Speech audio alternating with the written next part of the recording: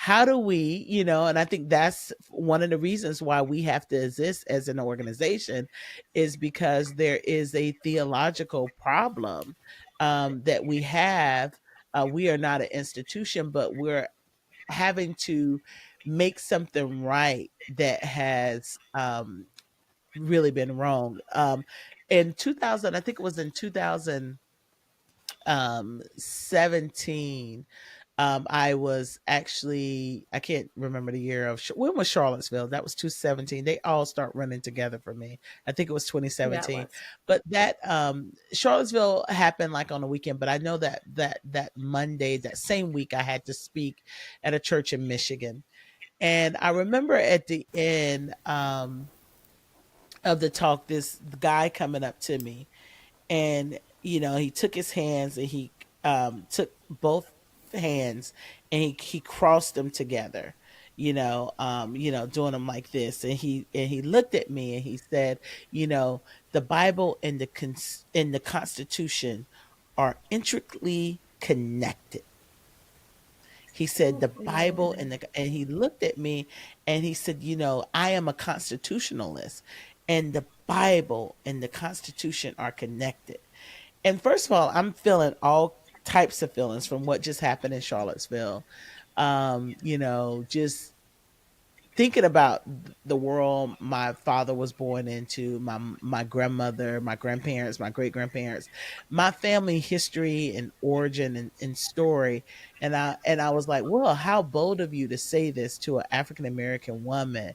And the thing, I looked back at him and said, I said, you're talking about the Constitution that says I was 3/5 of a person, the Constitution that wouldn't allow my dad to be educated, where he wanted to be educated. The Constitution that said that my grandmother couldn't vote until she was in her 30s. Like, when you think about the foolishness of, and I want to say foolishness of saying something like that with the history like we have, how do you, what a pastor that's listening now, you know, what would be some practical things that you would say, um, you know, to start with? Some, maybe we can list some books or something, some readings. I'm telling people right now is, hey, why don't you spend a year in the Gospels?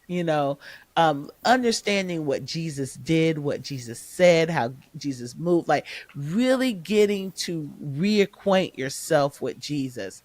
That's one of the things that I'm doing. What would be some things that you guys would suggest? Because this person was a member of that church. Like, Mm-hmm. we have people, like, these people are being Yep. discipled, but not discipled into Jesus. And then I think there's some pastors that just don't know how to answer this or how to separate this, like what kind of Micah said, because it becomes a part of your identity and how you've been informed. What would you say, to some of the pastors and Bible teachers and evangelists that are just listening now, that are just at a loss with all of this? I'm going to say first thing is to take the American flag off of your stage, your pulpit, your. I'm gonna come Well, out and say it because honestly, you walk yeah. into. I mean, I grew up with the Christian flag on one side and the American flag on the other, and if we don't think that our theology is shaped by Yeah. our place and our space, then we're Mhm. not being Yeah. honest with ourselves. Yeah. I whatever you get pushback to saying that, but I like to think of, No, okay, it's I'm it's like, think real. It's of real. Jesus preaching in the temple. And if he was like, actually, before I preach to you, if someone could go ahead and bring in an emblem of Rome here to be behind me to Mm, honor our country, to honor this empire, like to that's honor And then so Caesar. sing their song. right, so Yeah. outside and then we're gonna close with a song about God blessing Rome. Like that Mm. that's not Woo! he That's wouldn't have just done it. He wouldn't have done and if in our head we're saying, well, he wouldn't have done it because Rome was evil and the US is your what's your origin story about the US? If you say like, no, it's okay for us to sing that or to put the flag up there because the US is different than Rome, how? Different than Rome. How? Um, we've committed genocide. We've enslaved people. We put people in concentration camps. We've, like, yes, we are a different country than Rome was an Right, right, empire. But right. like, let's be honest with ourselves, because if we are saying no, the U.S. is different because, then we are buying into the white Christian nationalist origin story. And so if that's the pushback, then you can say to your congregation, okay, we need to deeply invest in engaging our origin story. And that may not start at a country level. That may be like, why was this church founded? And I think a lot of churches need to look into that and be open with themselves, because you look at a lot Yes. massive suburban churches that started because of white flight, because the suburbs were built to be white enclaves. And if a church is not including that in their origin story, if they are not including that when they celebrate their history, they do their 10-year anniversary, their 50-year anniversary, whatever it is, we aren't telling the truth about where we came from, about why we exist, even at the micro level of this individual building, then we can't expect people to engage in an honest origin story about something much as broad as the country and the ideology around that. I, I would add, I have three words coming to me: curiosity, Christ, and an alternative.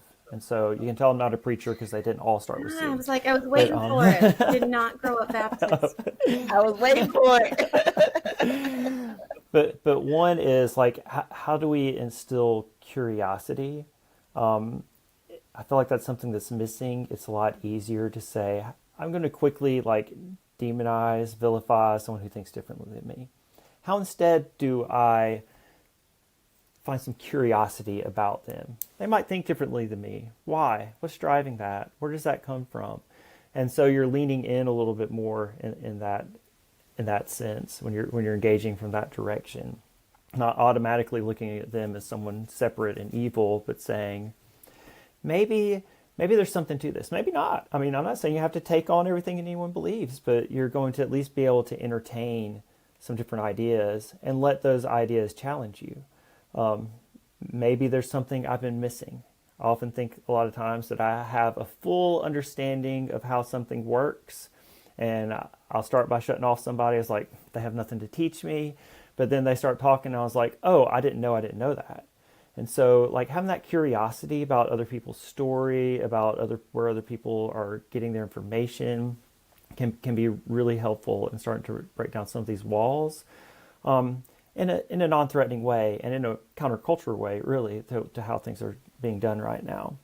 Another one is Christ. I heard someone say recently that the biggest crisis in Christianity right now isn't like orthodoxy or orthopraxy, but it's Christology, because Christ is missing in Christianity. Yeah. And so I see that a lot. People are like, we have to push this policy, we have to get power, even no matter who it hurts, in order to like put this into place to protect Christianity. We're going to spend a lot of time arguing over biblical concepts, but who Christ is and how he engaged in the world is not a part of that concept. And one of my like guiding verses is Matthew 22, when he's asked, what is the greatest commandment in the law? And it is to love the Lord your God with all of your heart and with all of your soul and with all of your mind. This is the first and great commandment. And the second is like it: love your neighbor as yourself.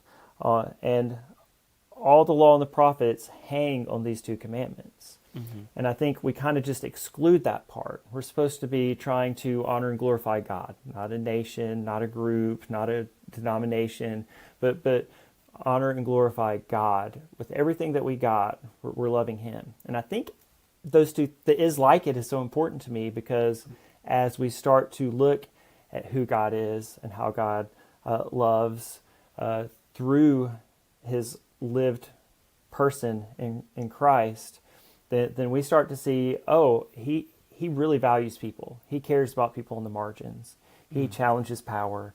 And so we start to be able to move past this idea that we don't engage in this way, or you have to be a part of this partisan party in order to be a Christian. All that sort of stuff starts to fade off because your center is no longer in a political party or in a national story. It's in Christ and how we best live Him in the world today.